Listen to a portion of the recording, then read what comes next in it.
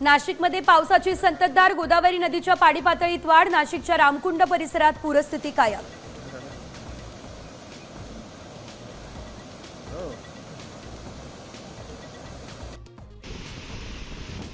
गोसेखुर्द धरणाचे सर्व 33 दरवाजे उघडले, धरणातून 2,45,893 क्युसेक वेगाने पाण्याचा विसर्ग, नदीकाठच्या नागरिकांना सतर्कतेचा इशारा।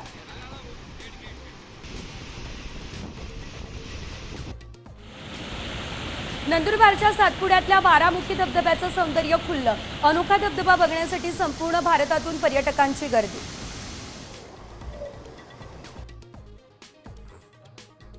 महाराष्ट्रात लवकरच निवडणुकांचं बिगुल वाजणार, निवडणूक आयोगानं बोलावली जिल्हाधिकाऱ्यांची बैठक, मुंबई वगळून इतर जिल्ह्यांचा आढावा।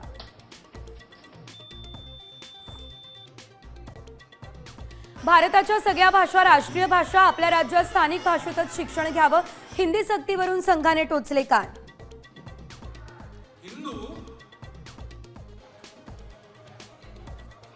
संपूर्ण पगारासाठी शिक्षक आक्रमक, आज आणि उद्या बंद ठेवण्याचा निर्णय, 50,000 शिक्षकांचा निर्णय, सेवानिवृत्ती उंबरठ्यावर तरीही फुल पगार नाही।